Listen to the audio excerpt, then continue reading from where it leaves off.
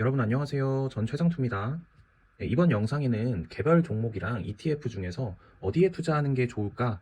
라는 주제를 가지고 영상을 한번 만들어 볼게요. 제가 생각하는 이유는 크게 네 가지가 있는데 이런 이유들이거든요. 그러니까 한번 읽어보시고 항목마다 이유를 들어가면서 제가 한번 말씀을 드려 볼게요. 그러면 지금 바로 시작하겠습니다. 예, 제가 영원한 것은 없다라고 이렇게 써놨는데요. 혹시 여러분들 지금 생각하는 크고 유명하다고 떠오르는 기업들이 어디인가요? 전 여러 기업들이 떠오르는데요. 삼성전자, 애플, 테슬라, 마이크로소프트, 코카콜라. 하지만 이 기업들 과거에도 그랬을까요? 아래 그림은 약 20년 전의 미국의 시가총액 순위입니다.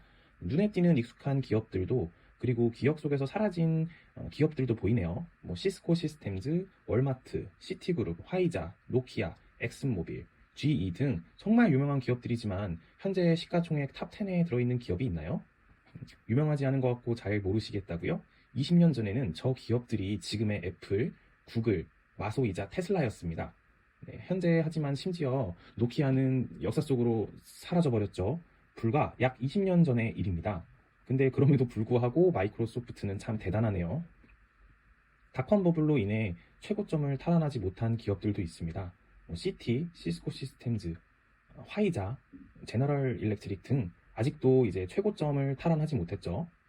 자, 그리고 혹시 여러분들 이 차트를 보시고 무슨 생각이 드시나요? 극히 일부분만 캡처한 거고 하락폭이 50%, 60%도 있었습니다. 더 심한 것도 있고요. 내가 정말 믿고 확신하는 기업이라고 해도 이런 하락폭이 몇 년에 한 번씩 찾아오는데 그 몇 년간 꾹 참으며 버틴 주식의 수익률을 다 날려먹는다고 하면 심적으로 너무 힘들지 않을까요? 그때 팔 걸, 껄무새가 되어버릴 확률이 높아질 것 같네요. 기업을 잘 선정하고 팔지 않았다면 힘들게 버틴 만큼 보상은 확실합니다. 이 차트의 주인공은요, 바로 미국의 시가총액 1위인 애플입니다. 정말 대단하죠? 지금 저희는 지나고 나서 이렇게 생각하죠. 2000년도 초반이라면, 아니, 당장 한 2010년만 되더라도 전 재산, 빚까지 다 끌어다가 애플 주식을 샀을 거라고. 네, 말씀드리지만 충분한 공부가 따라오지 않으면 공부의 영역을 넘어서 고집과 아집의 영역에까지 도달하지 않는 한 저희는 절대 이런 종목을 사지 못합니다. 즉, 애초에 이런 높은 수익률을 안겨줄 만한 종목을 발굴하기조차 어렵다는 거예요.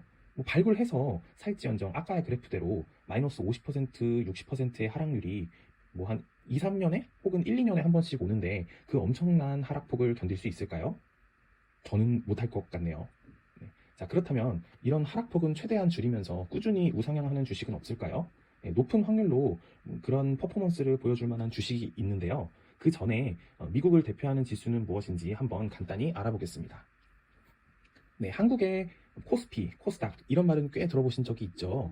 네, 미국에는 대표적으로 S&P 500, 나스닥, 그리고 다우존스라는 지수가 있습니다. 네, 미국을 대표하는 지수들이기 때문에 꼭 알아두셔야 합니다. 네, 위의 지수들과 똑같이 움직이도록 설계한 ETF 상품들이 꽤 있는데요. 네, 그렇다면 ETF란 무엇일까요? 네, 이것도 한번 알아보겠습니다. 네, 주식을 처음 접하시는 분들이라면 ETF라는 말은 좀 생소하실 거예요. 네, ETF는 Exchange Traded Fund의 약자로 인덱스 펀드를 거래소에 상장시켜 주식처럼 거래가 가능케 한 상품입니다. 네, 말이 너무 어렵죠? 네, 쉽게 말해서 여러 개의 주식이 조금씩 모여서 하나의 주식이 되는 거라고 생각하시면 됩니다. 예를 들어 여러분이 우유를 사려고 하는데 다양한 맛의 우유가 마시고 싶은 거예요. 근데 마트에는 1.5리터짜리 우유가 하나, 흰 우유가 하나 팔고 300ml짜리 딸기 우유, 초코 우유, 바나나 우유, 커피 우유 이런 식으로 세트로 묶여서 팔고 있는 거죠. 그러니까 여러분은 1.5리터짜리 한 가지 맛 우유를 사는 게 아니고 300ml짜리 각기 다른 맛을 가진 우유를 한 세트로 구매하는 것이 ETF를 구매하는 것이라고 생각하시면 됩니다. 네, 그렇다면 지수를 추종하는 ETF, 즉 인덱스 ETF라는 것은 어떤 의미일까요? 네, 앞서 말씀드린 미국의 대표 지수 외에도 미국에는 여러 가지 지수가 있습니다.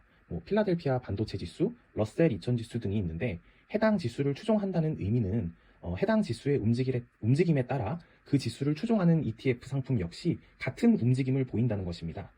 대표적으로 S&P 500 지수를 추종하는 미국의 ETF죠. SPY라는 ETF가 있는데요. S&P 500이 1.5% 상승을 보이면 SPY 역시 괴리율이 거의 없이 한 1.49%에서 1.51% 정도 상승한다고 보시면 됩니다. 네, 바로 이게 S&P 500 지수를 추종하는 VOO의 섹터별 분포 그리고 탑 10 보유 비중입니다. 자, 보시면 뭐 마이크로소프트, 애플, 아마존, 엔비디아, 구글, 메타, 뭐 버크셔 해서웨이, 테슬라, 유나이티드 헬스 뭐 이런 식으로 주식들이 모여가지고 하나의 주식이 되는 거예요.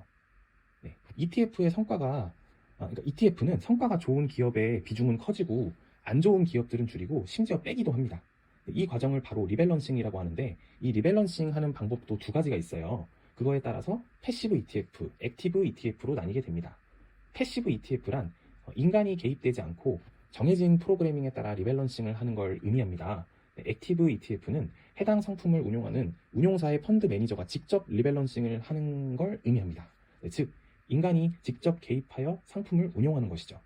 우리는 패시브 ETF든 액티브 ETF든 수수료를 지불하고 ETF를 구매할 수 있는데요. 이때 수수료는 우리가 따로 직접 지불하는 건 아니고요. 주가에 반영돼서 움직이게 됩니다. 뭐 같은 지수를 추종하더라도 운용사에 따라 상품명이 좀 다릅니다. 대표적으로 스탠다드 푸어스에서 운용하는 SPY, 그리고 뱅가드 그룹에서 운용하는 VOO, 그리고 아이쉐어즈에서 운용하는 IVV, 이 외에도 미국에는 수많은 ETF들이 존재합니다. 자, 그러면 ETF에 대해 여러분들 좀 이해가 되셨나요? 네, 그렇다면 개별 종목에 투자하는 것이 좋을까요? ETF에 투자하는 것이 좋을까요? 정답은 없는데요. 다만 투자에 도움되실 만한 답변을 4번 항목에서 말씀드릴게요. 자, 네 번째. 똑똑하면 수익률이 높을까? 과연? 뭐 제가 이렇게 써놨는데요. 여러분 혹시 뉴턴 아시죠? 만유인력의 법칙으로도 유명한 뉴턴이요. 혹시 그 뉴턴도 주식시장에서 돈을 잃었다는 걸 알고 계신가요? 네, 뉴턴이 이 그래프처럼 소액 투자를 시작했다가 행복하게 익절을 합니다. 그리고 친구들이 뭐 주식이 너무 또 오르니까 떼돈을 버는 거예요. 그래서 뉴턴도 어느 정도 이제 정고점이겠죠. 최고점에서 이제 전 재산을 몰빵을 하게 되죠. 그렇게 하고 이제 주식은 폭락을 한 다음에 이제 낮은 가격에서 전부 다 전량 매도를 하게 되는 실수를 지릅니다. 자, 이때 거의 자기 자산의 8, 90%를 잃었다고 하죠. 그리고 유명한 말을 남겼습니다. 뉴턴 본인은 천체의 움직임을 계산할 수는 있지만 인간의 광기까지는 계산할 수 없었다. 네, 뉴턴은 미처 사람들의 심리까지는 계산을 하지 못한 거죠. 네, 주식시장에는 이렇듯 사람들의 심리도 반영돼서 이제 주가가 형성이 되기 때문에 정말 어려운 거라고 할 수 있겠습니다. 네, 요즘은 이것을 알아볼 수 있는 보조 지표가 하나 있죠. 바로 Fear and Greed라고 해서 공포와 탐욕 지수입니다. 숫자가 낮아질수록 공포 단계로 과매도 구간이라는 걸 의미하고요. 숫자가 높아질수록 탐욕 단계로 과매수 구간이라고 생각하시면 됩니다. 이 지표를 활용해서 공포 구간에는 주식을 매수하고 탐욕 구간에는 주식을 매도하는 전략을 펼치시는 분들도 많죠. 주식을 하다 보면 또 인간 지표만큼 정확한 게 없더라고요. 이 지표는 잘 활용하시면 좋을 것 같습니다. 자, 그리고 여러분 혹시 리틀 버핏이라고 불리는 빌 에크먼 아시나요? 2022년 초 넷플릭스 주가가 많이 하락하고 그때 한 $400 초반까지 한 310만 주의 주식을 매수했다고 하더라고요. 그리고 그 해 4월쯤에 한 번의 폭락이 더 나왔거든요. 이때 $200 초까지 떨어졌습니다. 빌 에크먼은 바로 이 시점에 넷플릭스를 전량 매도했습니다. 총 5천억 이상의 손실을 봤다고 하네요. 빌 에크먼이 넷플릭스를 매도하고 나서 그 후에 주가는 어떻게 됐을까요? 넷플릭스는 추후 $162까지 빠졌었고 현재 주가는 한 460, 70 이 정도 되니까 저점 대비 한 180%가 넘게 상승을 했죠. 400, 그러니까 지금의 가격은 빌 에크먼이 최초에 매수했던 가격에서 한 15에서 20%나 오른 가격이죠. 리틀 워렌 버핏이라고 불리는 빌 에크먼조차 뭐 이런 실패를 겪곤 합니다. 그리고 아크 인베스트의 캐서린 우드, 돈나무 언니라고 불리죠. 이분도 역시 2023년 초에 $100 부근에서 가지고 있던 엔비디아 주식을 다 매도하고 엔비디아에 대한 안 좋은 얘기들을 쏟아내기 시작했죠. 그리고 현재 300%가 넘는 상승을 보여주고 있습니다. 제가 뭐 개별 종목이나 뭐 수수료가 비싼 액티브 ETF 이런 거를 관심을 좀 멀리하고 회의감을 가지시라고 말씀드리려는 게 아니에요. 미국에는 시장 수익률을 능가하는 좋은 기업들이 즐비해 있고 지금도 빅7 기업처럼 아직 발굴되지 않은 기업들이 분명히 많이 존재할 겁니다. 다만 전 우리들의 착각에서 어느 정도 벗어날 필요가 있다는 점을 강조드리고 싶었어요. 나는 똑똑하니까 충분히 그런 종목을 발굴해서 시장 수익률을 이길 수 있어. 혹은 난 인내심이 대단해서 마이너스 50%, 60%, 70% 수익률도 버틸 수 있어 등 우리가 쉽게 생각할 수 있는 다짐들로부터요. 월가에 있는 펀드 매니저들 정말 대단하신 분들입니다. 그분들 모두 하버드, 예일, 옥스퍼드, 컬럼비아, 버클리 등 우수한 대학에서 경영, 경제, 금융 이런 거 전공하신 분들이고 현재 수억, 수십억대 연봉을 받는 분들이거든요. 그런 사람들조차 단기적으로는 시장 수익률을 능가할 수 있겠으나 장기적으로 시장 수익률을 이기기는 정말 힘들거든요. 네, 여기서 말하는 시장 수익률은 S&P 500 수익률을 얘기합니다. 네, 그런 면에서 워렌 버핏이 참 대단하죠. 65년도부터 2020년까지 55년간 S&P 연평균 수익률이 10.2% 상승했을 때 워렌 버핏이 이끄는 버크셔 해서웨이는 무려 연평균 20%라는 수익을 냈으니까요. 개별 종목의 높은 비중으로 투자할 바에 차라리 버크셔 해서웨이 주식을 사는 것도 괜찮은 방법이라고 생각합니다. 네, 우리 같은 일반 투자자들을 위해 워렌 버핏이 추천한 ETF는 S&P 500 지수를 추종하는 VO라는 ETF입니다. 네, 이것에 관련한 또 일화로 워렌 버핏이 아내에게 남긴 유언이 있죠. 네, 본인이 갑자기 일이 생기게 되면 90%의 자산은 S&P 500을 추종하는 ETF에 그리고 10%의 자산은 미국 단기 국채에 투자하라고요. 네, 백테스팅을 돌려보니까 S&P 500 ETF 100%의 효과가 더 좋긴 했습니다. 다만 한 10% 단기 국채를 보유하라고 한 이유는 유동적인 현금성 자산의 중요성을 느껴 단기 국채에 투자하라고 한 것 같네요. 네, 현금 보유 역시 중요하게 생각하는 버핏이니까요. 자, 그러면 결론을 한번 말씀드릴게요.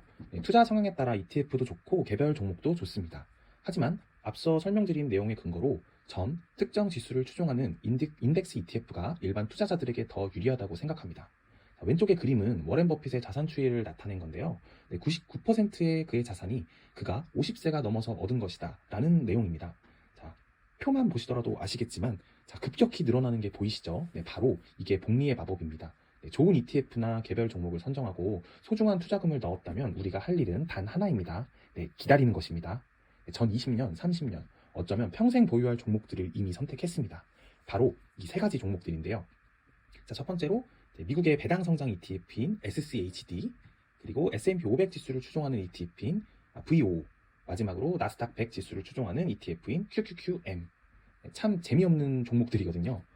참 재미없는 종목들이지만 앞으로 이 주식들을 통해서 복리의 마법을 몸소 체험하는 걸 제가 꼭 보여드리겠습니다. 자, 그럼 오늘 영상은 여기서 마무리하겠습니다. 조금 짧게 하려고 했는데 좀 뭔가 또 길어진 것 같네요. 그러면 다음 영상에서 또 뵙겠습니다. 시청해주신 분들 정말 감사합니다. 전 최장투였습니다.